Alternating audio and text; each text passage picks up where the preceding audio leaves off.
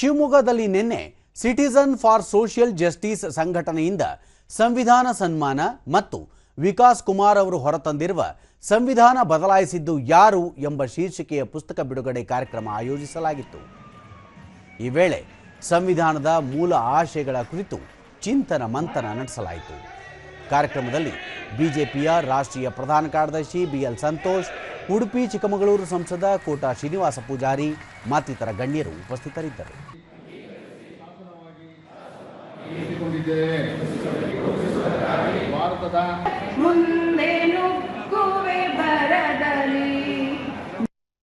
ಬಳಿಕ ಬಿಎಲ್ ಸಂತೋಷ್ ಬಂದೂಕು ಕೆಳಗಿಟ್ಟು ಲೇಖನಿ ಹಿಡಿದು ಸನ್ಮಾರ್ಗದಲ್ಲಿ ಸಾಗುವ ಕೆಲಸ ನಡೆಯುತ್ತಿದೆ. ಸಂವಿಧಾನವನ್ನು ತಿದ್ದಿದವರು ಯಾರೆಂದು ಚರಿತ್ರೆಯೇ ಹೇಳುತ್ತಿದೆ. ಸುಳ್ಳಿನ ಸರಮಾಲೆಯನ್ನು ಸತ್ಯ ಮಾಡಲು ಹೊರಟಿರುವವರಿಗೆ ಜನರೇ ತಕ್ಕ ಉತ್ತರ ನೀಡುತ್ತಿದ್ದಾರೆ. ಸಂವಿಧಾನ ಕುರಿತ ಚರ್ಚೆಗೆ ತಾವು ಯಾವಾಗಲೂ ಸಿದ್ಧರಿದ್ದೇವೆ ಎಂದು ಹೇಳಿದರು.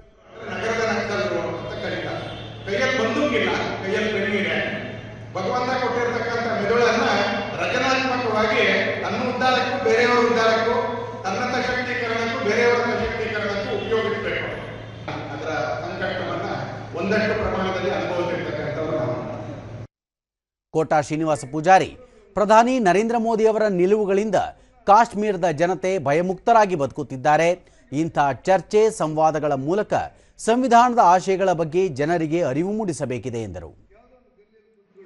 ಇವರಿಗೆಲ್ಲ ಒಟ್ಟಾಗಬೇಡಿ, ಸಂವಿಧಾನ ಬದಲಾಯಿಸ್ತಾರೆ ಅಂತ ಹೇಳುವುದನ್ನು ನಾನು ರೋಮಾಂಚಿತರಾಗಿದ್ದೆ. ಅಪ್ಪ ಹೀಗೂ ನಡೆಯುತ್ತ ಅಂತೇಳಿ ಚುನಾವಣೆ ನಂತರ ನಾನು ಕರೆದು ಕೇಳಿದೆ, ಏನಿದೆ ಯಾಕೆ ಹೀಗೆ ಮಾಡಿದ್ರಿ ಅಂತ ಕೇಳಿದೆ. ನನ್ನ ಮನಸ್ಸಿನ ಸಂವಿಧಾನಕ್ಕೆ